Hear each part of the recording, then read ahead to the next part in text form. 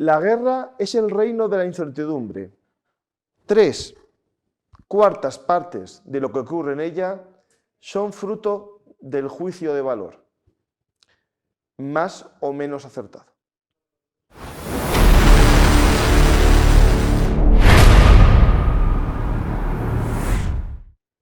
Esta frase de Clausewitz nos resume muy bien qué es la niebla de guerra. Y aquí, cada miércoles, en Juegos de Poder, intentamos penetrar y adentrarnos en ella. Hola, José María. Hola, ¿qué tal? Buenas. Pues con José María y conmigo, un servidor, vamos a intentar ver lo que sucede en este mundo convulso. Hoy saco este libro porque justo hoy sale a la venta en todas las librerías mi libro Un mundo convulso, claves geopolíticas para el siglo XXI. Hoy parece que está más tranquilo el escenario, pero no, empieza a moverse la parte geopolítica. Hoy empieza a aparecer un rumor en Oxios, en Político y en todos los periódicos por eco de un plan de 28 puntos que se lleva negociando desde octubre, al parecer, por funcionarios estadounidenses con rusos, y ya en las últimas fases Ucrania está dando su visto bueno a alguno de los puntos. ¿Cuáles son los puntos? No se sabe. Las filtraciones solo hablan de 28 puntos. Vamos a intentar profundizar y ir viendo un poco qué sucede. Pero, José María, vamos a hablar también un poco de otros lugares del mundo, ¿no? Vamos un poco una visión rápida a bola pluma de los conflictos. Tenemos, por ejemplo, una imagen que está sacudiendo al mundo, un derrumbe en una mina en el Congo con más de 70 trabajadores, una desgracia más, ¿no?, en estas condiciones pésimas de trabajo en las minas que nutren a la industria mundial, ¿no?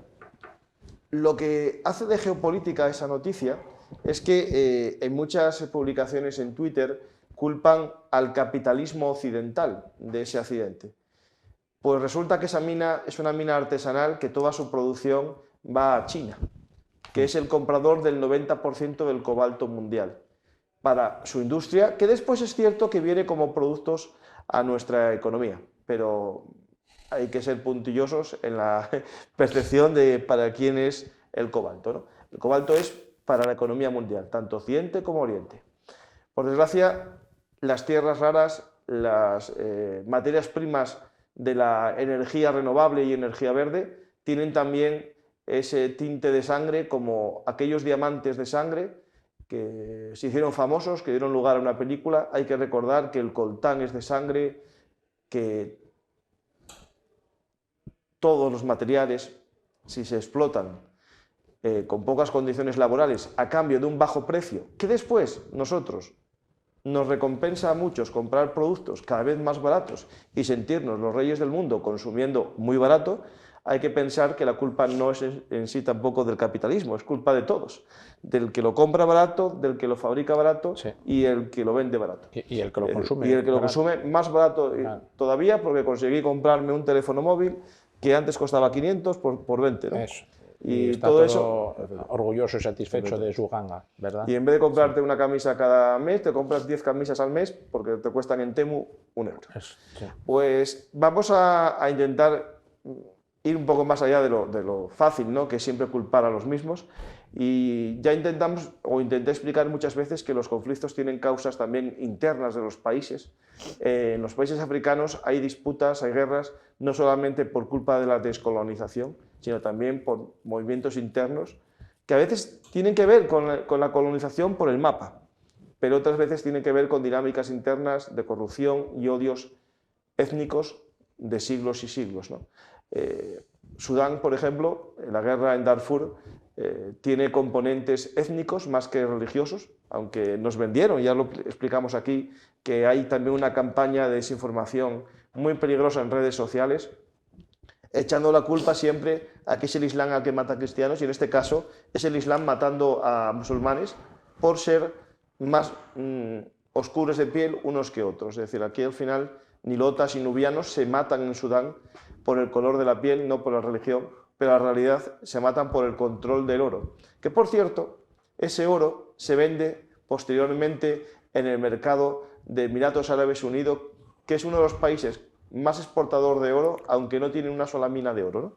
Al final me recuerda y me parece la misma hipocresía que, que la República Dominicana sea uno de los mayores exportadores de petróleo no, de oro, cuando vende más oro que la propia mina que tiene de oro, ¿no? Es decir, al final es el tema, ¿no?, de los intereses cruzados, la corrupción y la geopolítica de la corrupción.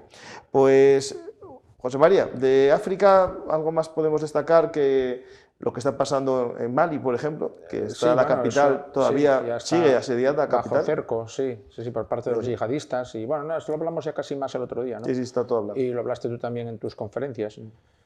Nada, un poco que hay Europa una asignatura pendiente que tenemos ahí, porque todo lo que pase en Mali nos va a repercutir a nosotros, ¿eh? Y en forma de, bueno, lo primero de inmigración ilegal y lo segundo de terrorismo yihadista, claro. Si se establecen allí, luego ya lo van a tener más fácil. Y lo que pasa es que es un efecto halo, un efecto propaganda, ¿no? Si toman el poder en Mali y se demuestran como victoriosos, en otros lugares repetirán, intentarán lograr ese califato también en la región, ¿no? Por ejemplo, me preguntaron ayer en la presentación online, ¿no?, de mi libro Mundo Convulso en Bellum Artis, me preguntaron si veremos soldados españoles en breve en Marruecos. Claro, todo el mundo es verdad que se preocupa, ¿no? Y está bien preocuparnos porque si wish packing, como dicen algunos, Paco, no se dice bis, se dice wish. Bueno, yo digo bis porque en latín oficial del Vaticano se dice bis. Si bis pacem para verum, si quieres la paz, prepárate para la guerra. ¿Qué significa esto? Marruecos es un vecino, puede ser peligroso, hay gente que teme mucho a Marruecos, pero yo creo que Marruecos nos interesa que sea un lugar estable, porque si es inestable se va a ir la inestabilidad hacia nosotros. Y Marruecos es un bastión, podemos decir también, contra estos movimientos yihadistas radicales. ¿Qué pasará? Imaginar si cae Mali, si empieza a caer Mauritania, si empieza a caer Senegal. Marruecos es la última muralla, y si Marruecos empieza también a tener grietas y empieza a crecer el islamismo, porque el gobierno no es capaz de contenerlo, pues puede que tengamos un problema en nuestra frontera sur de verdad, y ahí sí que tenemos que estar atentos. En mi libro hablo de las migraciones y que es importante recordar que África es el país con mayor crecimiento demográfico del mundo y va a doblar su población en poco tiempo. Es decir, yo creo que eso es algo que tenemos que estar muy atentos, porque hay que lograr riqueza y estabilidad en África para que no sea tampoco una amenaza, digamos, en cuanto a la seguridad económica europea. Pues tenemos el tema de África. En Asia no hay grandes noticias, aparte de conflictos diplomáticos entre Japón y China por el tema de una posible guerra en Taiwán. Hay amenazas, bueno, ¿no?, sí, a la embajadora. La cosa se calentó mucho, ¿eh? Sí, sí. Ya hablamos aquí del perfil de la personalidad firme y nacionalista que tenía la nueva primera ministra japonesa, Sanae Takaichi, ¿verdad? Y cómo ella, ya nada, yo creo que la primera semana de su mandato ya aludió a que si a China se le ocurría invadir Taiwán, que eso que Japón lo iba a considerar como un peligro para su defensa nacional y que tomaría medidas al respecto, ¿eh? Y entonces los japoneses, bueno, pues los chinos montaron en cólera, un diplomático chino amenazó con cortarle el cuello, etcétera, etcétera, ¿eh? Y la situación en lo diplomático se calentó, ¿eh? Hubo palabras más altas que otras por parte también de los chinos, una vez más, y ahora ya están enviando los chinos buques al área esta de las islas estas que están en disputa, las islas Senkaku, ¿eh? Y Japón, de momento, yo no tengo noticias de que haya respondido con medidas similares, ¿eh? Yo no estoy viendo de que vayan de momento al choque, pero yo me da la impresión de que China ahora va a estar midiendo a esta nueva primera ministra japonesa, hasta dónde cree que puede llegar, ¿verdad? Y bueno, a lo mejor la cosa se queda así, en una especie de, pues, qué sé, tensión diplomática y nada más, pero o no, o igual escala, hay que estar pendiente. Pues tenemos Asia. Sí. Y luego también la primera ministra japonesa dijo que está dispuesta a levantar la prohibición del establecimiento de armas nucleares en su territorio. O sea, no que ellos no que tenerlas, se vayan pero sí, a dotar, pero sí que claro, eso va dirigido a Estados Unidos. Autorizará a los americanos a estacionar armas nucleares dentro del territorio de Japón. Aquí se entiende que son bombas. Hombre, sí. Bombas como Polonia autorizó hace poco también. Y Japón es uno de los países del mundo más colonizado por bases militares americanas. Sí. Tiene la gigantesca base de Okinawa, ¿no? Pero luego tienen otra muy grande en el Japón metropolitano, en la isla grande, en Hokkaido. ¿Cómo se llama? Hokkaido no. En Honshu tienen la base de Sasebo, me parece que es una de las mayores. Es donde tiene su sede la séptima flota. Es una base, sí, de uso conjunto y tal, pero bueno, como aquí la derrota, está acaparada, digamos, por Estados Unidos. Y decenas de miles de hombres permanentemente en Japón, Estados Unidos. O sea, debe ser el país, junto con Corea del Sur, que más presencia militar americana alberga, ya desde el final de la Segunda Guerra Mundial.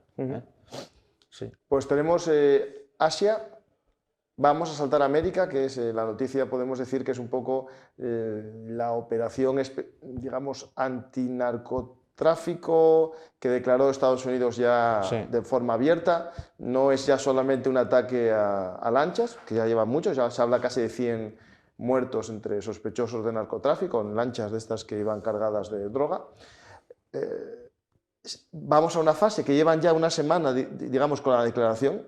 Hedges declaró ya hace una semana, creo que fue el viernes pasado, esta operación. No ha pasado nada. Eso no significa que no vaya a pasar nada. Es decir, ahora estamos ante la fase previa. El Gerald Ford ya está en zona más o menos de influencia del Southern Command. Es decir, ya está para actuar en el Caribe.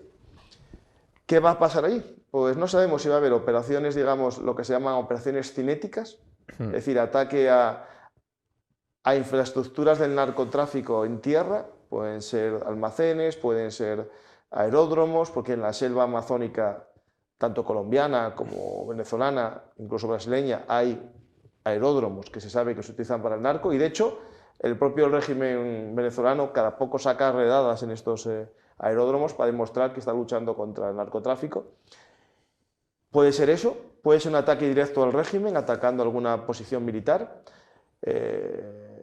puede ser escalado, ¿no? Empezar primero atacando a narcotraficantes en tierra y ver cuál es la reacción del gobierno. Lo que sí es cierto es que hay una reacción y un cierto temor por parte de Maduro y su régimen, con discursos que en el fondo a veces parecen hechos de una forma demasiado, no sé, infantil. No sé. Sí. Es decir, teniendo en cuenta cómo es Trump, no creo que a Trump le haga pensar no atacar el hecho de que un presidente salga "I don't want guerra, I want peace", o "yo no quiero guerra, yo quiero war, no quiero war, yo quiero peace". Es decir, cosas así que no atemorizan a nadie. Puede ser que lo que está intentando hacer Maduro es abrir algún tipo de negociación en bambolinas, ¿no? Ahí atrás, oculto, para dejar el poder, que le aseguren el dinero que tiene fuera y marcharse a un retiro digno ante el miedo de un ataque, ¿no?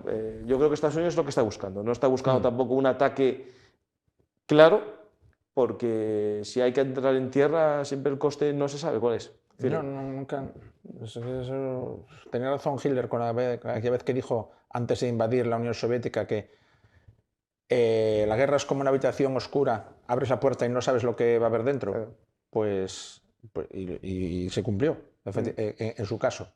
Y se cumple en casi todas las guerras. Claro, por ejemplo, que se sabe cómo empiezan, pero no cómo terminan. En el caso de Hitler, sus generales, cuando hicieron esa visión, ¿no?, del plan, estaban un poco, digamos, venidos arriba. Sí, porque después de Francia. Claro, ocuparon Francia, estaban muy venidos arriba y aparte minusvaloraron al enemigo debido a la bueno, no derrota, pero a la victoria costosa en Finlandia y sobre todo a las purgas, ¿no?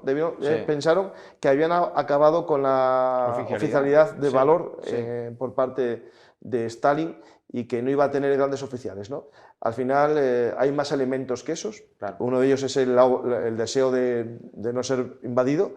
Y ahí, claro, no sabes nunca hasta qué punto, ¿no?, un régimen o una democracia, una autocracia, va a luchar por su supervivencia, ¿no? Es decir, esto, si alguien hubiese preguntado a los franceses en 1808, cuando llegaron a Madrid y tenían abiertas las puertas de España para entrar en Portugal, si pensaron que iba a pasar lo que pasó. Es decir, cuando cogieron al último infante y lo mandaron para Francia, y al grito de que se nos lo llevan al último, ¿no? Que le llevan al infante, el pueblo de Madrid se rebeló y como un barril de pólvora, ¿no?, se fue transmitiendo la explosión por toda la península, ¿no? Lo digo porque nunca se sabe. Es decir, nunca se sabe cuándo un país se va a rendir, como hizo Francia en el 40, ¿no?, que se rindió y decidió no luchar. En 3 semanas prácticamente. Y nadie más luchó. Alguien ahora habla mucho de la resistencia francesa, pero realmente la mayor parte de los resistentes eran republicanos españoles que luchaban en el Partido Comunista y luchaban por ideario. Pero empezaron y esto lo quiero decir, y lo voy a decir ahora mismo, y que me castiguen, me insulten o me digan lo que quieran, empezaron a luchar contra Alemania cuando Alemania invadió la Unión Soviética. Sí, antes no. Previamente nadie luchaba contra ellos y de hecho hay pruebas de que intentaron hacer todo lo posible para evitar la victoria francesa contra Alemania. No. Es que los miembros del Partido Comunista francés y sindicalistas tenían orden de Moscú de sabotear el esfuerzo de guerra francés propio, y hubo detenidos y fusilados acusados de traición y sabotaje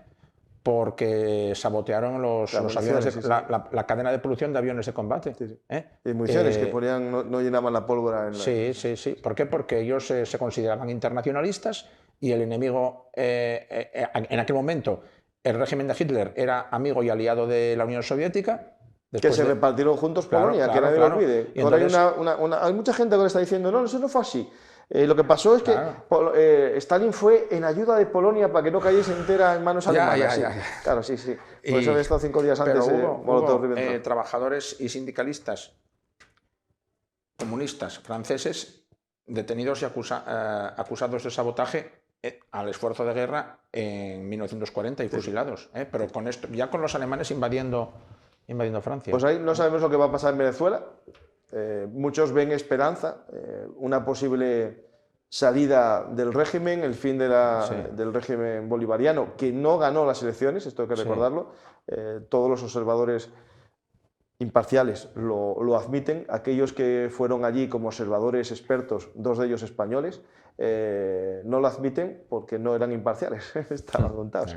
Uno de ellos, especialmente el que bailaba en los mítines de Maduro, ¿te acuerdas? ¿No? Sí.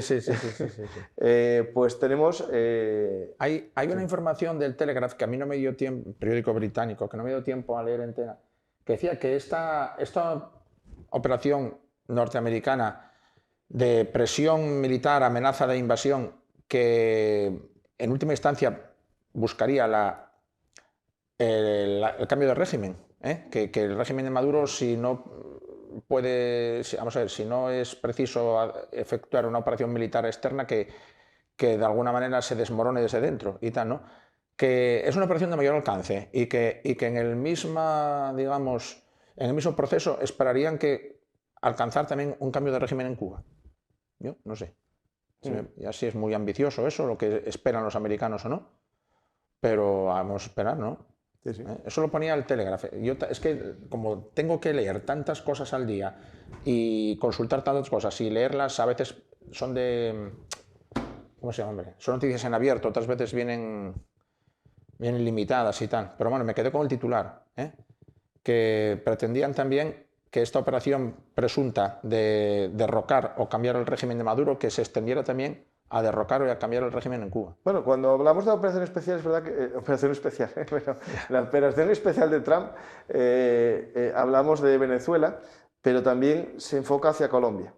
Y de hecho le preguntaron, antes de ayer creo que fue, el lunes, algo sobre México. Él dijo que México no era exactamente lo mismo, que México no era vino a decir que no era un narcoestado como Venezuela, pero que sí que tenían y sabían dónde dormía cada narcotraficante. Sí, sí, sí. Básicamente que te va a caer un Predator dentro de poco. Sí. Hablando de México y del gobierno mexicano, que no sea narcoestado no significa que haga una gran lucha contra el narcotráfico, que eso es distinto. Ahí entra la teoría de AMLO, de menos balas y más abrazos, que para muchos es un gran fracaso y parte del crecimiento de la fuerza del narco en algunos lugares, ¿no? Pues hace 15 días, más o menos el día de difuntos, ¿no? Ya 19 días ya, mataron a un alcalde en Michoacán, creo que fue. El gobernador de Michoacán, creo que fue, me parece.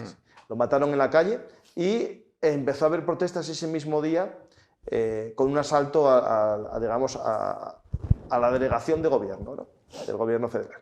Y este fin de semana se organizó un asalto al Zócalo. La generación Z, ¿no? Organizado también bajo la bandera, ¿no? Esta no me acuerdo la serie de manga. Bueno, una bandera con una calavera y un gorro de paja, sí. que se me acaba de ir el nombre de la serie, que es el símbolo que ya en el Nepal se consideró como símbolo de la generación Z y apareció en más revueltas, en casi todas las revueltas últimas que hay, incluso en Marruecos creo que apareció alguna. Esta vez en el Zócalo aparecieron muchas. El gobierno había intentado proteger el palacio del Zócalo, el palacio de Hernán Cortés, porque es un palacio del virrey de España. Esto hay que recordarlo, que toda esa plaza de la catedral del Zócalo, preciosa, por cierto, es un recuerdo de la Nueva España, ¿no? De la ciudad más rica del Imperio Español, que no fue ni Sevilla ni fue Madrid, era Ciudad de México. Pues intentaron asaltarlo, rompieron las vallas, pero al final un gran despliegue policial evitó la entrada. La bandera de One Piece, eso. Yo sabía que era One Piece, eso.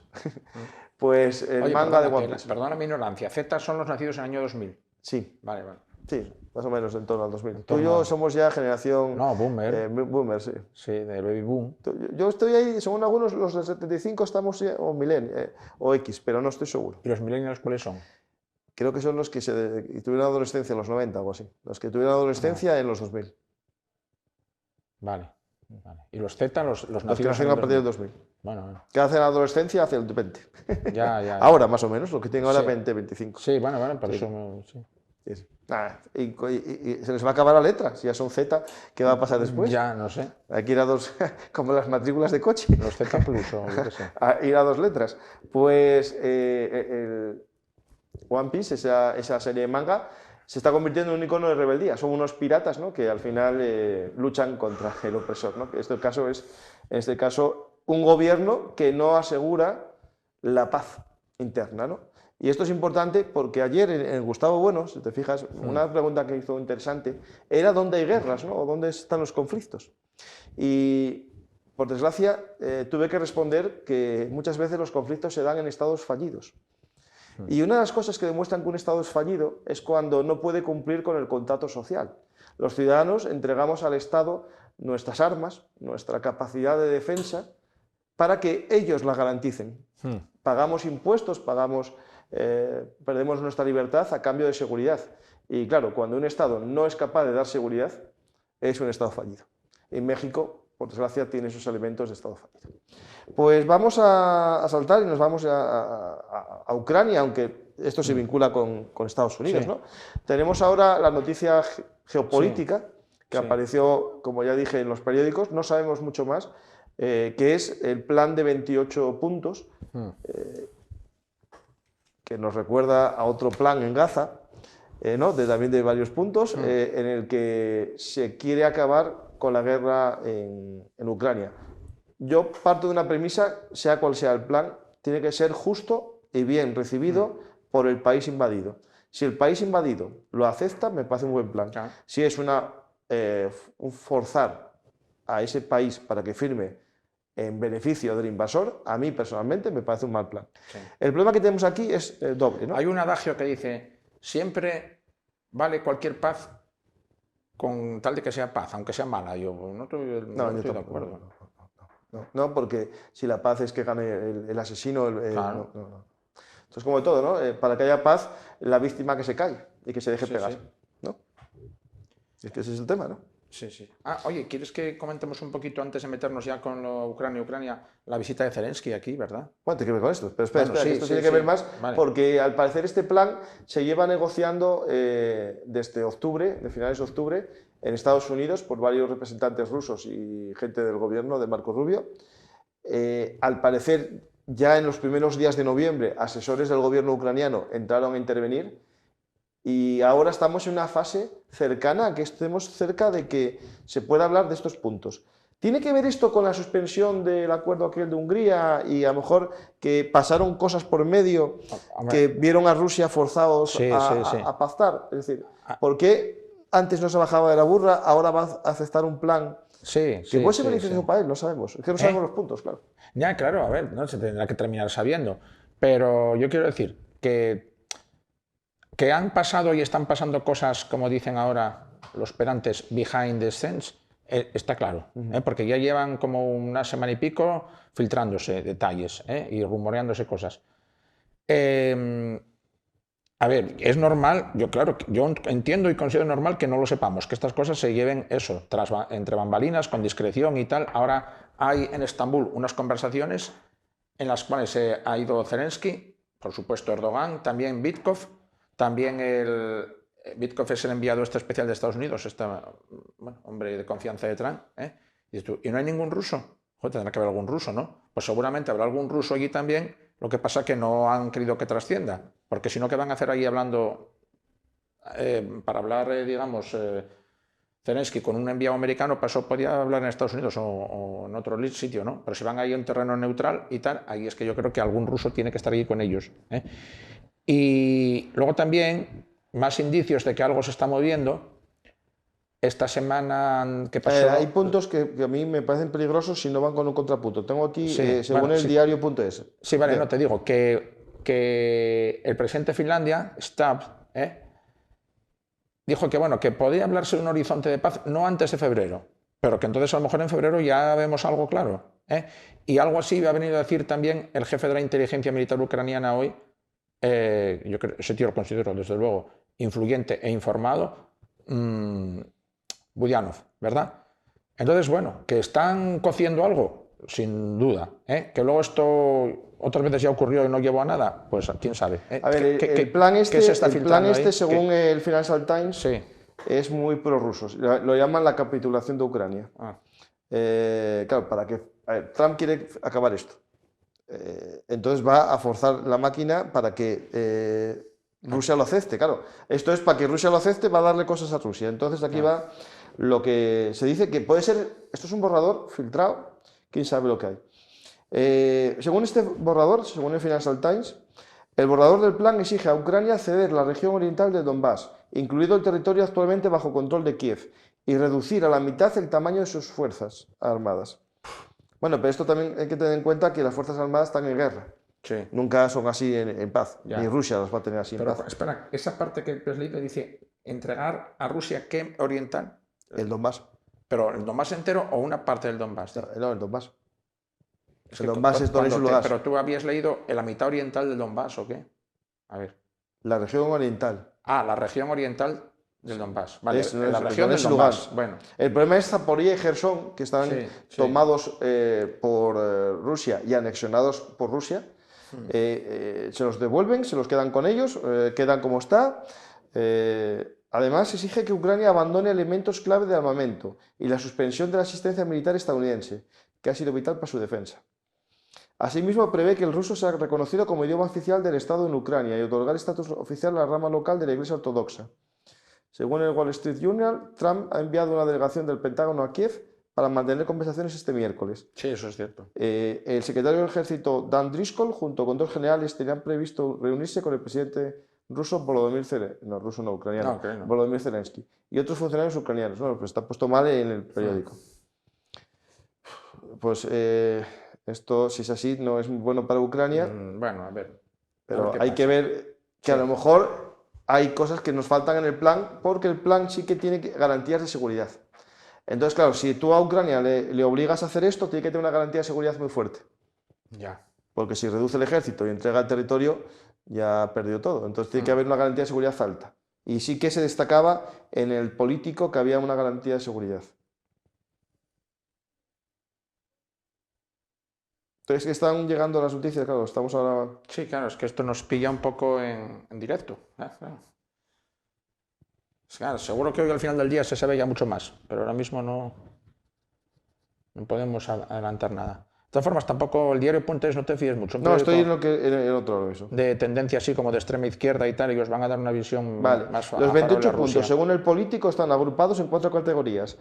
Paz en Ucrania, garantías de seguridad en Europa y futuras relaciones de Estados Unidos con Rusia y Ucrania. Todo ello partiendo del encuentro secreto que Trump y Putin mantuvieron en Alaska, ahí cuando estuvo cerrado. No, aquí este no dice nada. Vamos a ir viendo. No, este no establece los puntos como los Bueno, nada, no queramos ser impacientes, ya se verá. Pues tenemos estos puntos y tenemos también otras noticias de tipo político, ¿no? Por ejemplo, la presencia de Zelensky en España, aquí, con el apoyo del gobierno español a Ucrania, dándole 1.000 millones para... Sí, bueno, a ver, esos 1.000 millones no los da ahora, ya se comprometió a darlos cuando hace varios meses ya. Lo que pasa es que ahora ya vamos a decir que se verifica esa concesión, ¿no?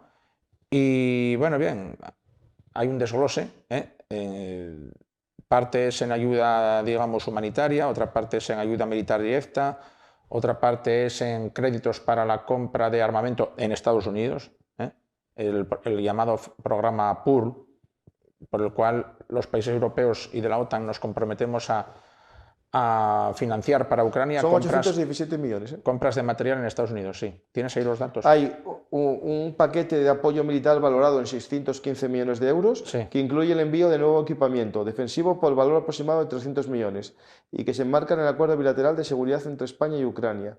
La transferencia de 100 millones de euros al programa PUR, que es lo que tú dices, pero hay 300 millones que es aparte. Transferencia de 215 millones de euros a través del instrumento SAFE de la Unión Europea para costear la producción de sistemas antidrones, radares de exploración y vigilancia aérea. Y después 200 millones para la Oficina para la Reconstrucción de Ucrania, que es para, digamos...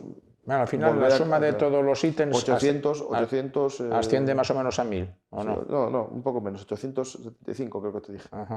817. Bueno, pues no son bien. Bueno, España sigue estando con eso, aunque a la gente parezca mucho dinero, España sigue estando en la cola de los países que aportan, en dinero, al menos. En otras cosas, bueno, que ahora diremos, porque el resto de países europeos, sobre todo los nórdicos, Italia también, aunque parezca que no, es que todos los meses hacen aportaciones de 300 y pico o 500 millones en material militar casi siempre, o en otras cosas, pero en material militar mucho. Y España, bueno, ahora suma 800 y pico millones ahora. Ahora después de año y pico, así, de que no hizo nada. Claro, por supuesto.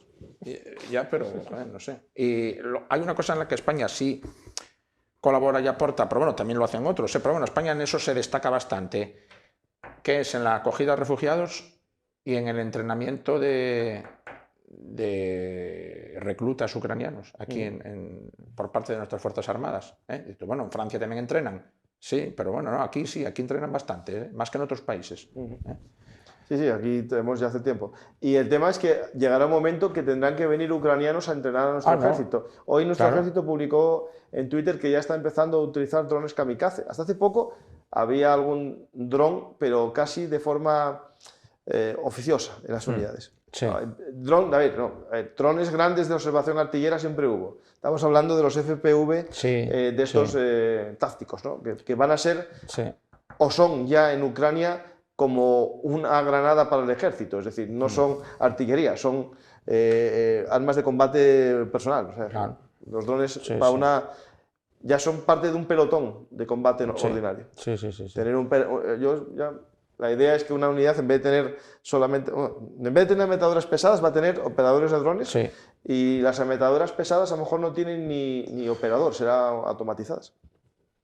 Como estamos viendo en el ejército de Ucrania los drones lo están haciendo todo ahora prácticamente. Un poco a falta de algo mejor, pero es que están, yo creo, usando y abusando de ellos, con mayor o mejor fortuna, pero es que es así. De hecho, hoy también fue a Ucrania estos días una visita oficial del ejército estadounidense para empezar a aprender un poco el uso de drones en el campo de batalla.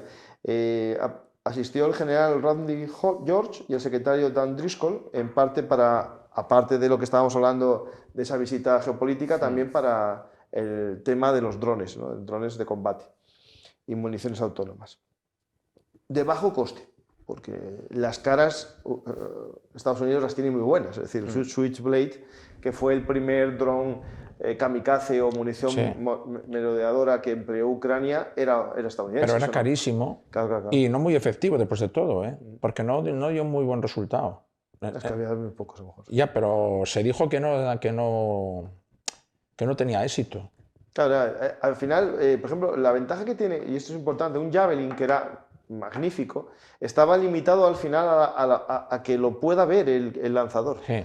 Tienes las llanuras estas de Ucrania que te permiten ver un carro de combate, pero el dron sobrepasa la visión humana, claro, porque si hay una colina, si hay un árbol, el dron lo va a ver, y eso es lo que hace que sea tan letal, ¿no?, este arma. De hecho, hablando de drones, justo salió un pequeño análisis de la situación en Pokrovsk, que es lo que vamos a ir ahora al campo de batalla. La ciudad de Pokrovsk sigue estando más o menos a un 70-80% en manos rusas, pero no significa que sea una ocupación completa. Estamos hablando de lo que ya explicamos muchas veces, zonas de posesión. No es una zona gris, de presencia y más o menos control. Pero no hay ningún rincón de la ciudad en que un ruso pueda caminar por ahí a su plena disposición. Y la parte ucraniana tampoco, claro. Están las dos, digamos, áreas infiltradas por unos y por otros. Y, hombre, sí, la tendencia en estas últimas, vamos a decir, semanas es a un progresivo aumento del área de control rusa, pero claro, los ucranianos siguen fuertes en el norte de la ciudad. Pues y eso es a lo que están jugando. Yo creo que están jugando a mantenerse firmes ahí en el extremo norte para prolongar este estado de cosas. Al menos yo creo que hasta fin de año. Ellos sueñan con mantener la presencia, aunque sea mínima o justa, en Pokrovsk hasta fin de año para poder afirmar con razón de que la ciudad aún no ha caído. Bueno, José María, vamos a ser sinceros. Minorad, para ti ya la tenían que haber retirado hace 25 días casi. Pero están en Mirgorod. Por eso digo, claro, que no está siendo tan éxito para Rusia. No. Yo dije, y creo que discutimos un poco en frente de batalla, que arriesgar tropas para que no cayese en Minorad era algo positivo desde el punto de vista político. Porque la guerra es político. Si se hubiesen retirado para salvar 50 soldados, 100 soldados, que es importante, pero hubiese caído la ciudad. A ver, y Rusia tendría un triunfo. Hay una interpretación política a todo esto que yo completa. No hago mía, pero la escucho en fuentes prorrusas, que dicen que Ucrania mantiene contra viento y marea viva la presencia en Pokrovsk y la batalla por Pokrovsk, que ya desde un punto de vista militar y operativo, que debería haber terminado, pero que no termina porque Ucrania políticamente la mantiene viva, porque de ahí depende, dicen las fuentes prorrusas, que la Unión Europea apruebe los siguientes paquetes de ayuda y que, digamos, se decida por fin a incautar los activos congelados estos dichosos rusos mira, yo viendo lo que está sucediendo con es lo que dicen los rusos. Eso dicen digamos, las terminales prorrusas. Pero yo creo que ellos vinculan vamos a decir, la decisión de que Europa continúe el apoyo financiero potente a Ucrania y que se incaute de esos activos rusos al destino de la ciudad. Pues desde mi punto de vista, el objetivo político no va por ahí, sino lo que está pasando con los 28 puntos. Es decir, si hay una fase de negociación y Ucrania sabía que se está negociando, no puede perder sus bases de negociación. Es decir, si por algo Rusia quiere negociar el Donetsk completo, si ya lo tiene más, va a ser más cicatero en otros aspectos de la negociación. Si están muriendo gente para salir de Pokrovsk y cerrar Minorad, a lo mejor cede en otro punto de la Mm. negociación. Es decir, yo creo que va todo por la negociación que está abierta, que hasta hace poco nadie sabía, nadie lo conocía, y no significa que no lo supiesen ni los rusos ni los ucranianos. Por lo tanto, esta guerra tiene mucho que ver con esto. Es decir, esta batalla, perdonad. Y en esta batalla me suena un poco a la batalla de Verdún. En la batalla de Verdún había una doctrina por parte de los alemanes que era un lugar de muerte. Hacer que los franceses fuesen allí para matarlos. Sí. No les salió bien porque también se desgastó ellos. Claro, también morían ellos, sí. Pero en este caso, lo que dicen que está haciendo Ucrania es, ya que están y no pudimos evitar que estén, vamos a hacer que les cueste llegar allí, ¿no? Y entonces, llegar a Pokrovsk es la odisea, ¿no? Es decir, tú tienes que atravesar todos esos campos y en el camino te llegan colmenas, ¿no? Manadas de drones. Por ejemplo, según las cifras ucranianas, no mías, ni verificadas, pero según Ucrania, las aves de Mayar, que son, digamos, unas unidades de élite de drones, acabó con 8.000 rusos en octubre.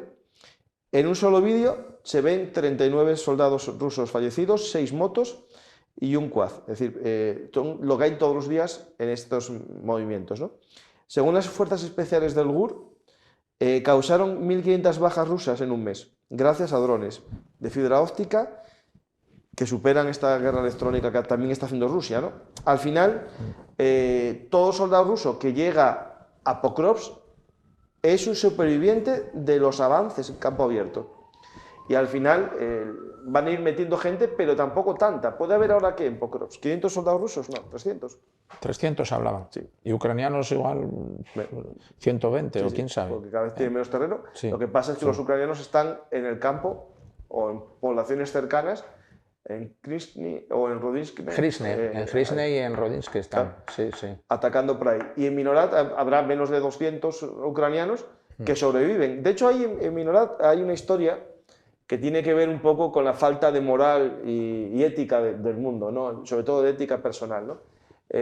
Sabéis que hay, yo no lo sabía, me lo contó José María hoy, que una página que seguimos, porque hace buenos mapas y tal. ISV. No, esa no. No. Polymarket. Polymarket. No, pero Polymarket hay una casa de apuestas. Eso, pero no, hace buenas publicaciones. Sí, bueno, pero los mapas no son del Polymarket. No, pero Polymarket recopila mucho. Yo pensé que era algo de economía y tal, nunca había entrado en su... Es una página web de apuestas. Sí. Y hay gente que apostaba fechas de cuando los rusos tomaban Minorat. X puntos en Minograd, una intersección de calles dentro de Minograd. Ese era el referente. El referente que se consideraba clave para considerar más o menos tomado Mirnograd. Y habría, imaginar, 15 contra 1, 20 contra 1, y alguien dijo, esta es la mía, espera. Y al parecer entraron en el sistema informático del ISW, que era la referencia para ver si se ganaba la apuesta. Para verificar en su mapa, en el mapa online del ISV, si los rusos habían llegado a tal punto geolocalizado, a esa intersección de calles. Y entonces, justo antes de cumplirse el plazo de la apuesta, el mapa del ISV... Fue hackeado. Hackeado. Presuntamente hackeado, pues marcaba que sí, que los rusos habían alcanzado ese lugar. Y entonces... Bueno, hackeado o movido. Por alguien interno, pues. Bueno, ya, es que claro que eso nunca lo vamos a saber. Pero... Bueno, pues hicieron como una línea recta roja que llegó hasta ahí. Entonces, el dinero cambió de manos, unos cobraron, otros perdieron o lo que sea, pero luego a los pocos minutos el mapa volvió a su sitio. Entonces, ¿ahí qué pasó? Porque en teoría el ISW dice que tuvieron un acceso no autorizado. Efectivamente, y luego los de ISV replicaron, porque claro, hubo un aluvión ahí de protestas, de críticas, de qué ha pasado. Y entonces ellos tuvieron que seguir al paso. El ISV está por ahí, que la gente que lo mire por Twitter. Pero lo triste es al eso, paso, ¿qué apuestas hay? Admitiendo que había habido un acceso no autorizado a su página y que alguien les había movido el mapa. Pero es que hay gente apostando eso, y hay gente apostando que si antes de tal día, a tal hora, los rusos llegan al mercado central de Pokrovsk y cosas así. Y puede que parte de los apostantes sean militares de los dos países.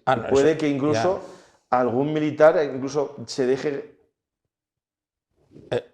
Sí. Es que, bueno, eso no lo decían claramente, pero abrían la puerta a que, por ejemplo, un oficial del ejército ruso que mande a dos hombres allí con una banderita a hacerse la foto, geolocalizarse, a tomar aunque sea por unos minutos, una posición para demostrar que tal posición ha sido alcanzada y tomada. Y al revés, un ucraniano retirar a 5 de sus hombres para que lleguen. Sí, sí. Y luego la apuesta se verifica y alguien cobra. Sí, sí.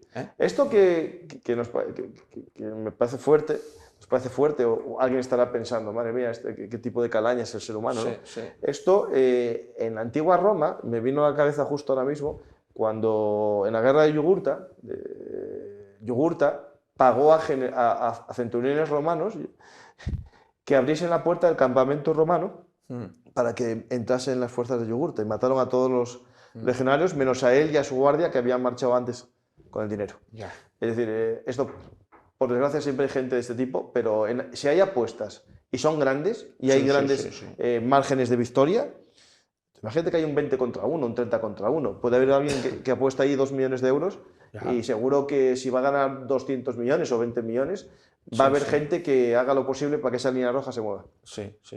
No, ahí la publicación ponía que estaban en juego 850 millones de euros. De dólares, perdón. Dólares.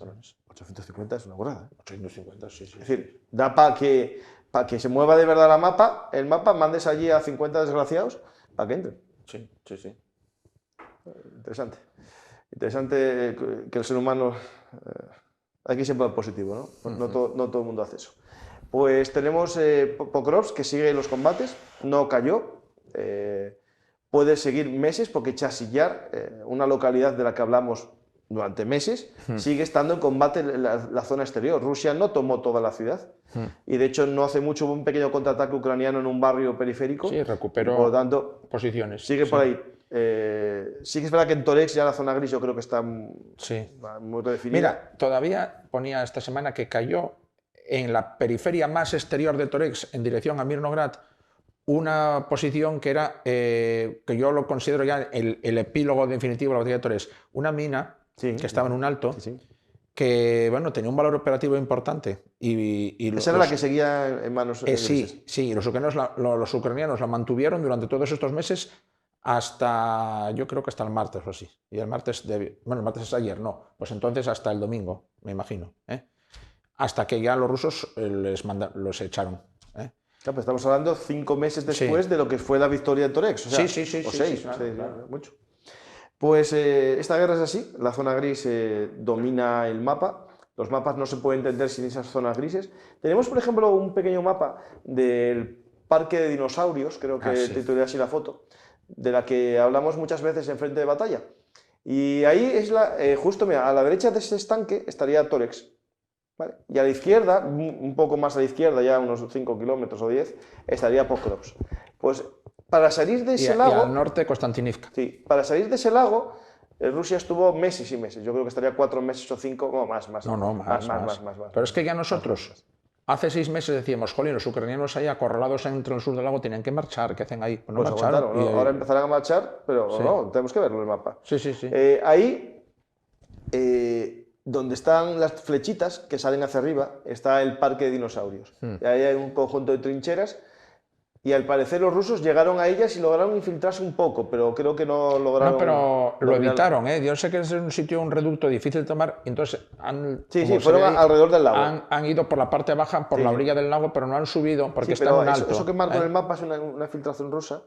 Sí, pero eso que ves ahí, es que esta publicación la había visto yo también. Son dos tíos.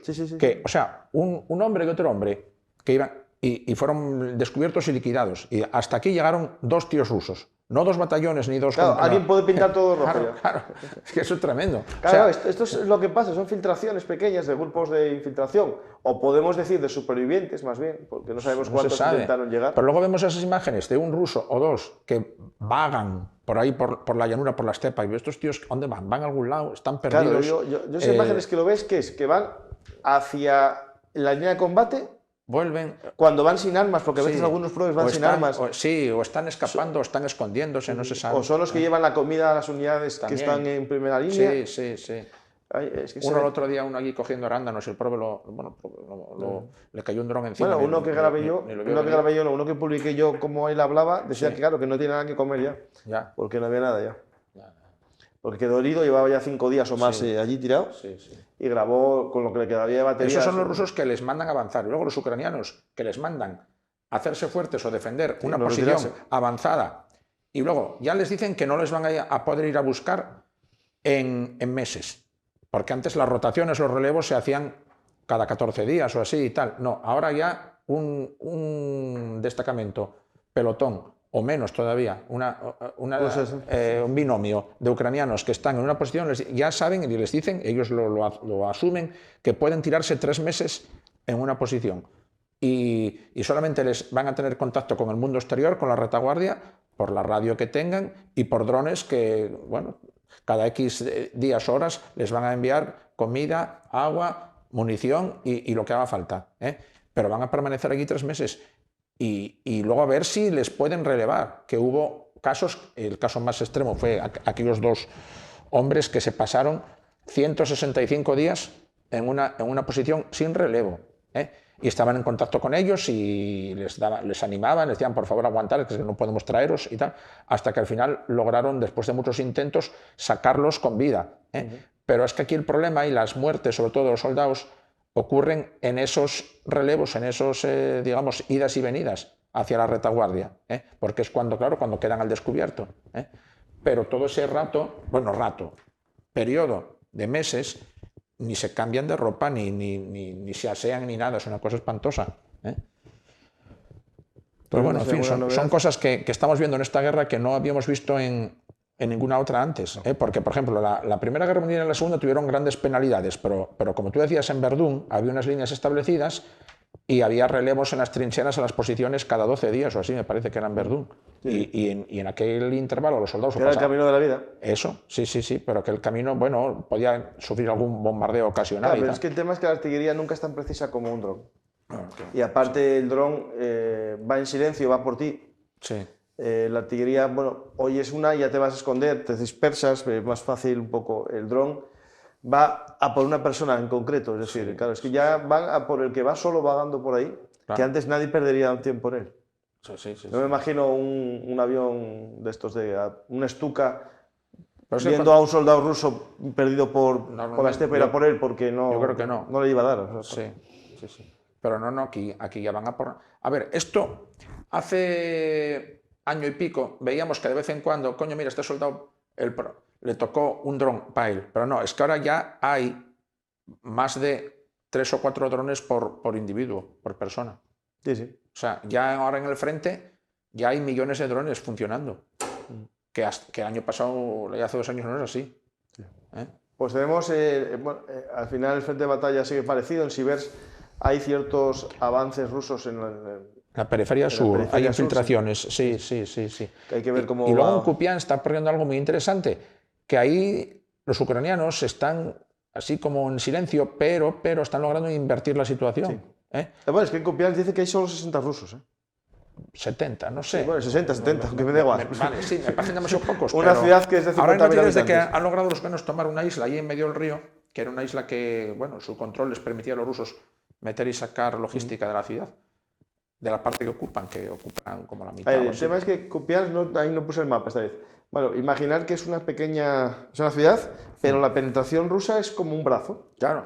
Es muy fácil de cortar el acceso de suministros, pero en el interior de la ciudad yo ya vi imágenes de soldados ucranianos tirando minas, de estas, digamos, una mina anticarro, la usan como explosivo para demoler el edificio. ¿Por qué? Porque los rusos se esconden en los sótanos. Están, digamos, ¿hay rusos? Sí, pero están en un sótano sobreviviendo. Sí. Y esperando que nadie les vea e intentar pasar el tiempo. Cuando un ucraniano percibe que hay una operación, hacen una cosa que es, entran, chocan, o sea, machacan y marchan. Claro.